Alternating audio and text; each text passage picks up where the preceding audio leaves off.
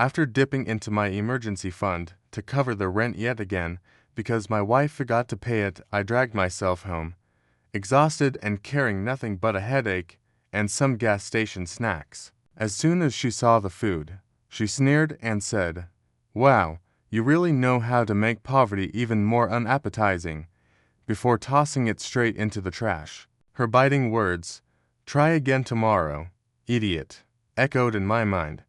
It hit me like a ton of bricks that I was no longer a husband. I had become nothing more than a walking ATM. This morning, she called me in tears, apologizing and pleading with me. It was the typical cycle of someone used to being taken for granted until they finally reach their breaking point. And where am I now?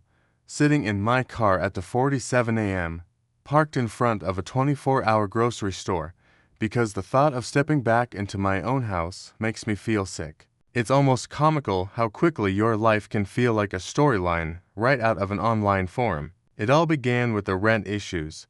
For the third time in 6 months, Skylar forgot to pay it, despite having just one financial task, transferring money. It's frustrating, given that she doesn't even work, yet manages to avoid this one responsibility. I logged into our joint account and noticed I hadn't paid our landlord through the Portala task that takes all of about 90 seconds. This realization hit me hard after I received a text from my landlord earlier today, informing me about a $65 late fee. That's another $65 evaporating, less like the $130 fees from the 2 previous months when I forgot, too.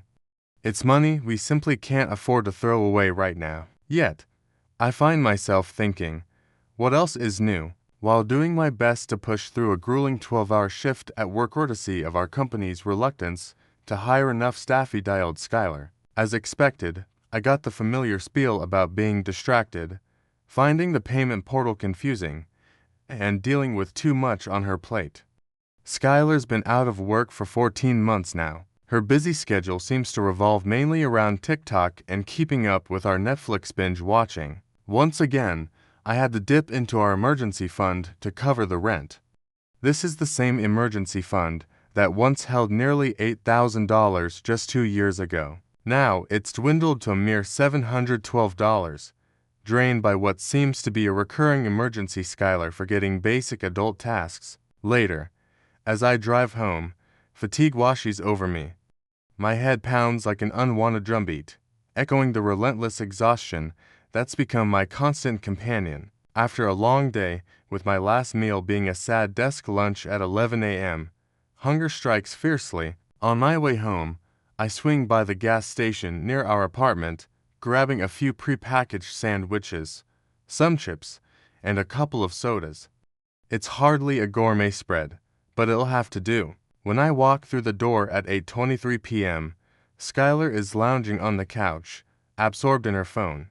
The apartment is in chaos, dishes stacked in the sink, remnants of at least a 3-day-old pileup, garbage spilling over, and the laundry had asked Skylar to wash still languishing in the hamper. Exhausted and opting to avoid conflict, I place the gas station bounty on the coffee table and mutter something about dinner. Skylar barely glances up from her screen, surveys the food with a dismissive look, and says, "Wow, you really know how to make poverty taste worse."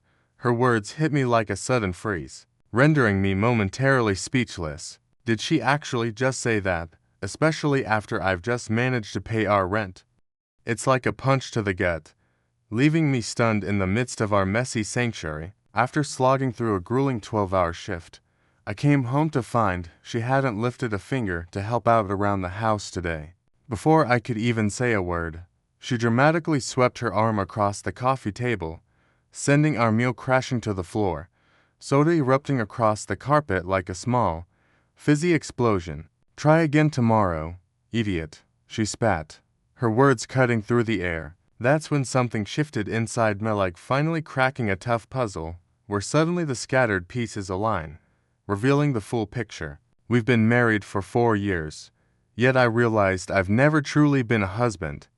Instead, I've been more of a walking wallet, funding everything from the very start. Initially, it was because Skylar was between jobs. Then she was exploring her passions.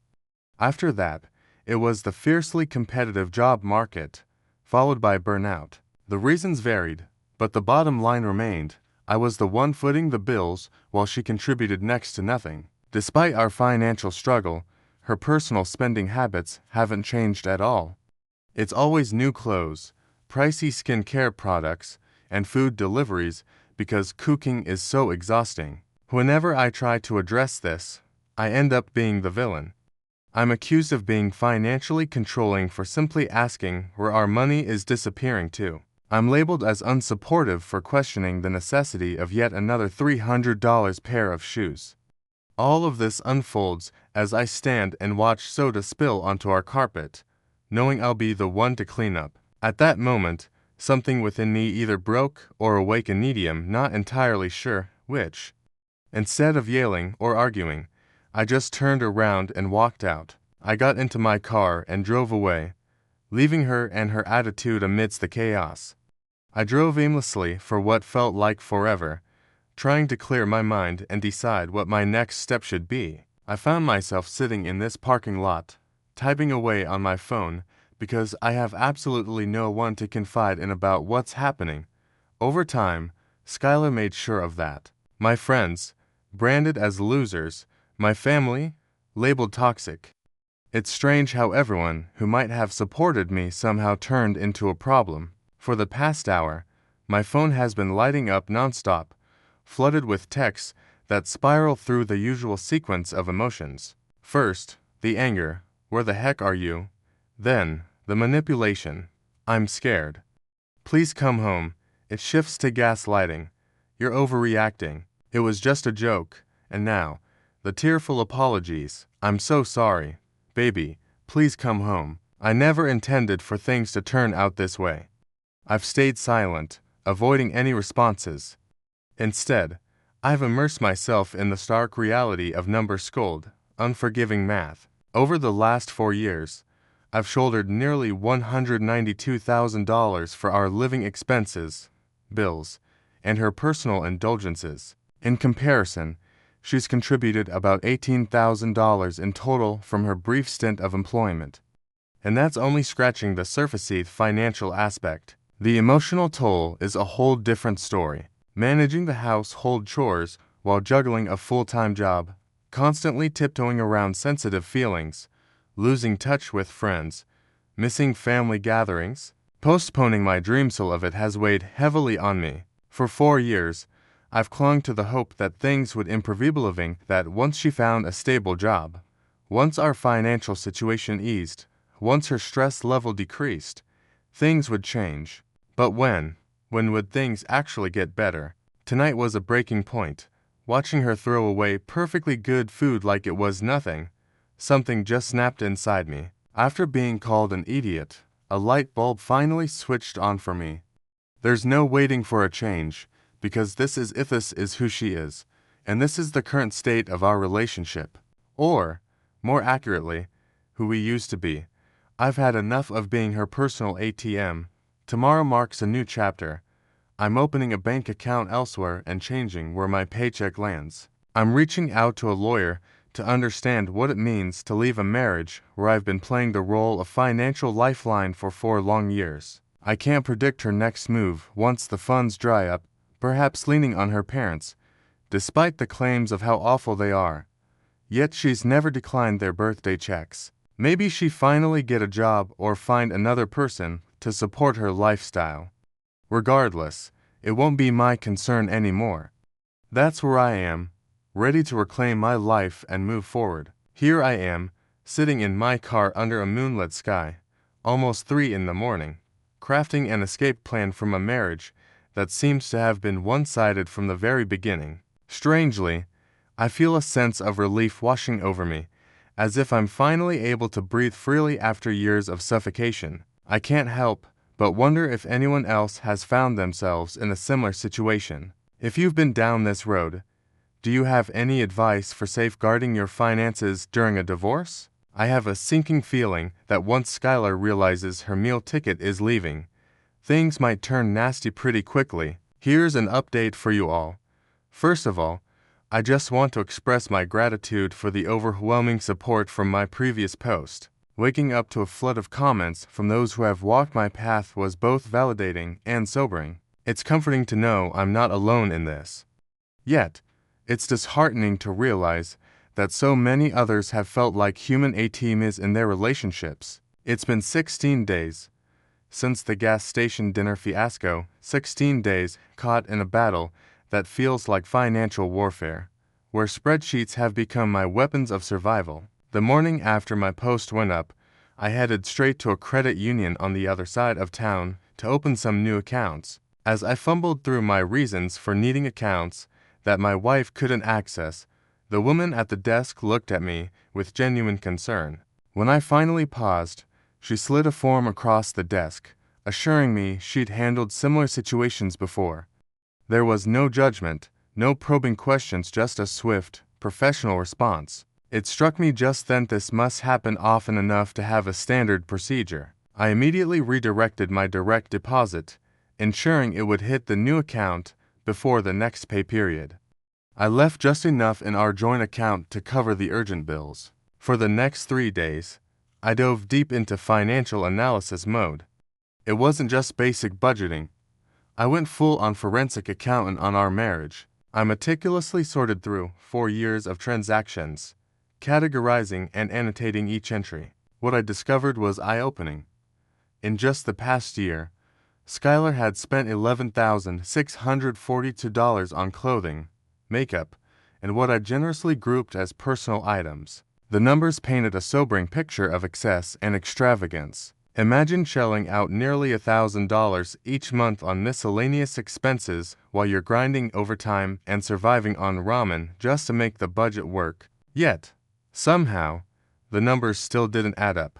It wasn't until I painstakingly combed through all our accounts that I uncovered an $8,300 credit card debt, an unpleasant surprise I had been blissfully unaware of. Apparently, those I forgot to pay instances went far beyond just the rent. Determined to confront the problem head-on, I printed out every statement, meticulously color-coded them, and tagged each page with sticky notes. If I was going to challenge my marriage, at least I'd do it with precision and clarity. For anyone keeping score, there's something profoundly disorienting about seeing 4 years of financial mismanagement laid bare in an Excel spreadsheet. It pushed me between wanting to scream in frustration and giving myself a mental high five for finally facing the facts. 3 days after this startling revelation, I returned home to a transformed scene. Skylar had turned the apartment into a beacon of cleanliness, as if trying to wipe the slate clean. She'd prepared my favorite meal, a hopeful gesture to mend the cracks that our finances had carved into our lives. The expensive makeup was reserved for those moments when she had her sights set on something special. Her attempts at manipulation were so transparent, it was almost endearing, like a small child denying they ate the cookies while their face is smeared with chocolate. I sat at our kitchen table, placing a hefty binder filled with financial proof between us. In a steady voice, I laid it all out: the credit card debt, the rerouting of my paycheck, and exactly how much I would cover for our shared expenses moving forward. Along with her new contribution responsibilities, for the first half-minute, she simply stared at me, as if her mind struggled to grasp the fact that I was finally asserting myself. Then the tears began, followed by accusations and promises to change, a classic trifecta of manipulation tactics. It was like watching a familiar scene unfold, one that felt almost scripted from our past encounters. But this time, I stood firm, armed with my binder of undeniable evidence and a fierce, righteous anger that could light up an entire city. I refused to back down. When she realized that her tears weren't having the desired effect, she quickly changed her strategy. She began to talk about her friend Lindsay, who had just navigated a rough patch with her husband, emphasizing how they had worked through it together. She preached about how marriage is all about being there for each other during challenging moments. She even offered to find a job the very next day if it would make me happy. But as she spoke, I opened to page 23 of my binder, where I kept a record of all her past promises to look for work, meticulously dated and categorized by her excuses. That's when the conversation took a harsh turn. She unleashed a torrent of insults, accusing me of financially abusing her by controlling the money. She called me cheap and pathetic, saying she'd only stayed with me out of pity. But here's the strange part. As hurtful as her words were, hearing her finally speak her truth gave me an unexpected sense of relief.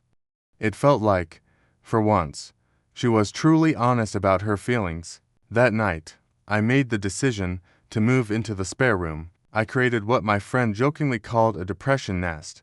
It consisted of just a mattress on the floor, my trusty laptop, and enough clothes to get by. It wasn't much, but it was mine, and for the first time in years, I slept through the night without waking up in a panic over money. The following week felt like living with a shapeshifter, someone experimenting with different personas to see which one might sway me. One moment, she'd be warm, brewing coffee and asking about my day with genuine curiosity.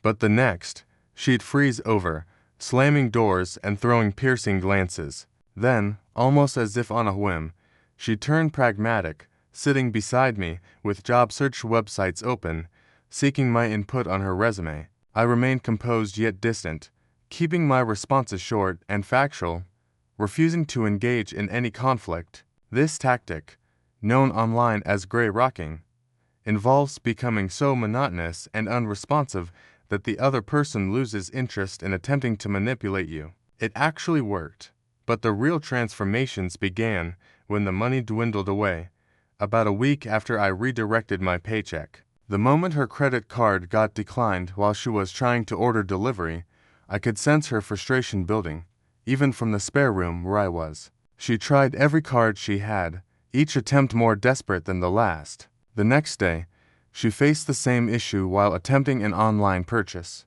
Later that afternoon, I received a calendar reminder for our car insurance payment, our responsibility she managed with our joint funds only now. Those funds were dry. Reality hit, one declined transaction at a time. 2 nights ago, in the kitchen, she confronted me, demanding to know what was happening. I calmly explained that I was now contributing exactly 50% to our shared expenses: rent, utilities, groceries, and car insurance. No more, no less. If she wanted extra spending money, she would need to start contributing too. For a fleeting moment, I genuinely believed she might actually hit me. Her face was a canvas of emotions, shifting rapidly from shock to disbelief, simmering rage, calculated thought, and finally settling into defeatal within the span of just 15 seconds. Yesterday morning was the start of something unexpected. I found a note on the kitchen counter. She had decided to stay with her friend Aurora for a few days to clear her head. She packed her essentials, her laptop, makeup, and enough clothes to last a week. Strangely, the apartment feels more spacious now.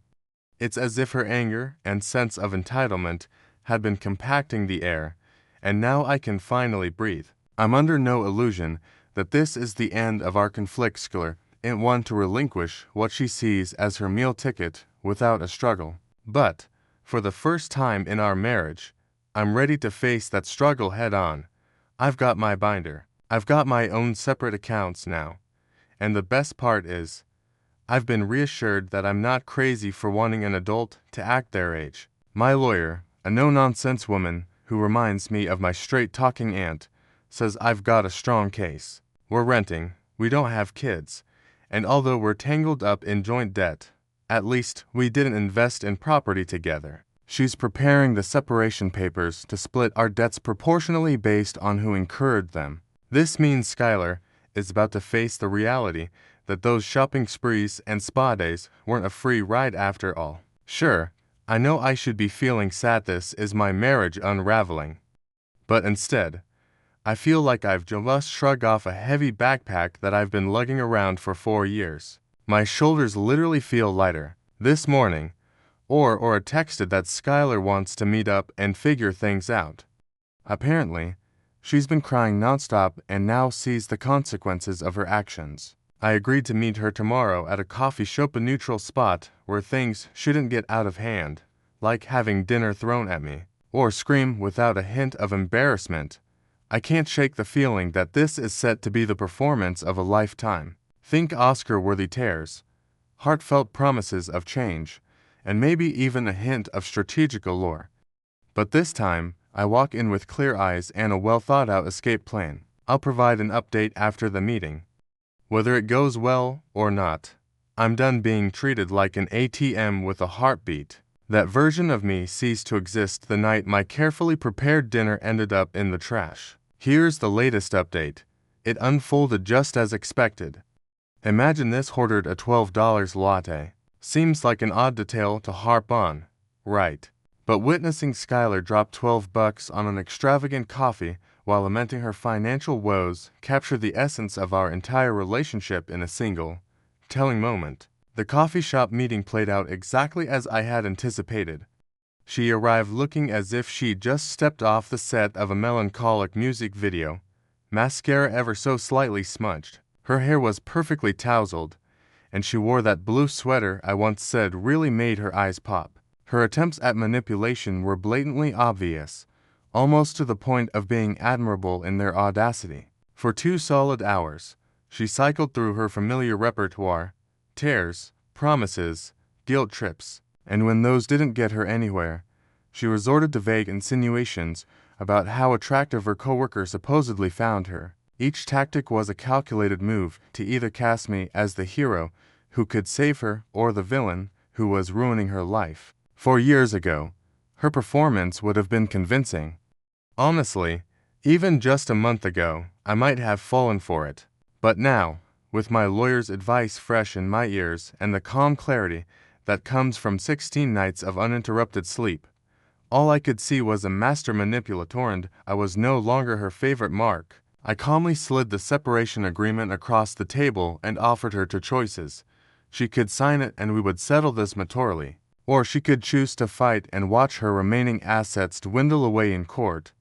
The agreement was beyond fair, and at this point, I was ready to move forward with or without her cooperation. I even put myself on the line by agreeing to shoulder 60% of our shared credit card debt, even though I had spreadsheets proving she was responsible for most of it. She didn't bother to look at them. Instead, she shoved them aside and insisted we could resolve our issues if I stopped being so particular about money. It was classic Skylar, treating a financial disaster like a trivial spat over which TV show to binge watch next. As she continued to talk about starting fresh, I stood up and walked out right in the middle of her sentence. It felt like I was in a movie scene, but instead of an epic soundtrack, there was just the awkward whispering of coffee shop customers trying not to pay attention to the woman who was now in tears. That was 37 days ago. Since then, life has been a whirlwind, but it's slowly getting better. It's as if I'm going through a detox from a 4-year relationship addiction. The initial weeks were harsh, filled with nightmares and relentless self-doubt. I would stare at my phone, wrestling with the urge to call her and say I'd had a change of heart. But then something shifted. There was the unexpected plot twist I never saw coming. Out of the blue, Aurora reached out to me, revealing a side of the story that Skylar had conveniently left in the shadows. As it turned out, Skylar's friend wasn't the ally she had been led to believe. For 2 weeks, Aurora observed Skylar's behavior, how she used up her hospitality and food without a hint of gratitude or contribution. This sparked Aurora's curiosity, and soon, she noticed inconsistencies in Skylar's tales. Eager to uncover the truth, Aurora searched for me on social media and sent a message. We arranged to meet over coffee, and though I opted for a simple $5 drip, still grappling with the aftermath of financial strains from my Marija conversation was anything but plain. With a mix of embarrassment and honesty, Aurora confessed that Skylar had been bad-mouthing me for years, casting herself as the long-suffering wife while portraying me as the struggling, deadbeat spouse. But here's the real kicker: piece de resistance. Aurora had proof. Solid, undeniable evidence that turned the entire narrative on its head. It was gratifying to know the truth was finally out there, though it arrived in such an unexpected and dramatic fashion. In our group chat, Skylar had been bragging about how she cleverly got me to take care of all the bills while she stashed away her own money. There were photos of lavish shopping sprees, cheekily captioned, "Hubby doesn't know LOL." She even wrote about how pretending to job hunt was just a tactic to keep me off her case. My 4 years of marriage unraveled in a series of toxic messages. Oddly, I didn't feel angry when I read them, just validated. It was like finally proving to yourself that you're not losing your mind. Aura reached out to apologize for having believed Skylar's lies. She admitted she'd seen the warning signs, but had brushed them aside because Skylar was so convincing. Then she surprised me. She offered to be a witness if the divorce got messy, saying she couldn't just stand by and let someone be taken advantage of like that. It's heartening to know that not everyone's moral compass is as skewed as Skylar's. Future ex-wives. Skylar faced a harsh reality check about 3 weeks after we met up at the coffee shop. It hit her like a freight train. Her credit cards, maxed out. Her parents, well, it turns out they weren't the villains she made them out to be. They were just regular people who'd had enough of bankrolling her extravagant lifestyle. They finally put their foot down and refused to send any more money. To top it all off, Aurora had reached her limit too, asking Skylar to either start paying rent or find another place to live. And that's when the phone calls began. 3, 4, 5 times a day. Her voicemail swung wildly between tearful apologies and venomous threats. Text messages followed the same chaotic rhythm, with some saying, "I miss you so much, baby," while others declared, "You're going to die alone and miserable." The emotional roller coaster was exhausting, but my lawyer had given me sound advice: document everything, respond minimally, and never get drawn into the madness. So, I followed that advice to the letter. Then, looming ever closer on the horizon, was the day I had been quietly dreading, moving day. I stumbled upon a modest little studio apartment on the other side of town. It's nothing extravagant, but it's clean and has a shower with decent water pressure. The best part, my name is the only one on the lease, finally granting me some peace of mind. I had planned to gather my belongings while Skylar was allegedly at a job interview, her first one in months, conveniently just when the rent was due. Yet, unsurprisingly, she wasn't at any interview. Instead, she was sitting in our old living room, poised like a final boss in a video game I'd never signed up to play. For a split second, I almost laughed at the absurdity of it all. Naturally, she'd make this transition as difficult as possible. And there she was, wearing that same blue sweater. My friend Holden, who had come along to help me move, stiffened at the sight of Skylar. He'd heard all the stories, but was now experiencing the Skylar show firsthand. What ensued was one of the most challenging and unexpected confrontations of my life. It was one of the most uncomfortable experiences I've ever had.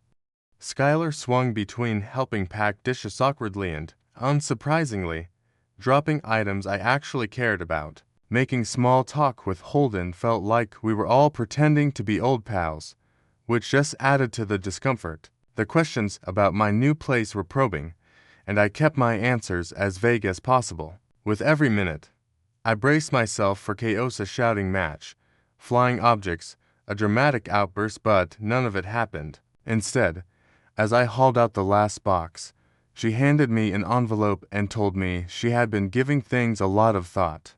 Inside was the separation agreement, signed without any changes, no further negotiations, just her signature on every highlighted section. I stood there, staring at it as if it might explode. After weeks of arguing over every detail, her sudden surrender felt surreal. That night, sitting on a new mattress laid bare on the floor of my nearly empty room, I tried to process what had happened. It was finally over, yet the resolution felt unexpectedly abrupt. In the solitude of my empty studio, echoes of my past depression lingered from the spare room I once called my nest. Then, a text from Aurora arrived, unraveling the mystery. Skylar had crossed paths with a guy at a bar, guy with a gleaming watch and a flashy car, who found her tales of a controlling ex to be heartbreakingly relatable. He'd already extended an invitation for her to stay at his place while she got back on her feet. It seemed she had discovered her new source of support, and suddenly, hastily divorcing me became her priority. Part of me should have felt a sense of relief he did, in a way. But there was another part of me that felt a strange urge to caution this poor soul. I wanted to show him my spreadsheets and screenshots to protect him from what I had just broken free from. In the end, I didn't intervene. Some lessons, after all, are only learned the hard way. Since then, life has settled into a curious normalcy. I go to work and return to my modest yet orderly studio. I'm gradually rebuilding my emergency savings, which now sit at $1,012. I'm diving headfirst into learning how to cook, determined to move beyond my basic bachelor-level skills. In the spirit of change, I also found a budgeting app that doesn't make me want to toss my phone out the window, a small triumph in the grand scheme of things. Last week marked the finalization of my divorce. It was a moment devoid of drama or courtroom theatrics, just a stack of paperwork and a surreal emptiness. I saw the word dissolve strike through what was once the cornerstone of my life. I wish I could wrap this up with a nugget of wisdom, but honestly, I'm still in the thick of processing everything. I catch myself reaching for my phone to share a joke, and wake up confused, searching for the familiar warmth on the other side of the bed. It's odd how the habits of 4 years don't fade overnight. Yet amidst this tumult, I'm also rediscovering parts of myself that I had packed away. I've dusted off my old gaming console and jumped back into the virtual worlds I once loved. Conversations with my sister have become a cherished part of my life again. And in a bold move, I bought concert tickets without anxiously tallying how many nights of ramen I'd need to endure to make up for the cost. It's a strange, new chapter, but one where I'm beginning to reconnect with who I used to be. Last night, I decided to indulge in some takeout, nothing fancy, just some simple Chinese food from my go-to spot down the street. I settled on my second-hand couch, laptop balanced on my knees, and dug into some orange chicken straight from the carton. As I watched videos online, a wave of pure, simple contentment washed over me. It was a moment free of judgment, devoid of financial strain, or anyone making me feel insignificant. I didn't need wealth, a high-powered career, or perfect health in that instant. I was simply free. And yes, I made sure to tip the delivery guy 20% because some of us truly appreciate the hard work others put in. That's all for now, unless life surprises me with something wild. Thanks for tuning in, Reddit. Who'd have thought a modest take-out dinner could bring such profound change?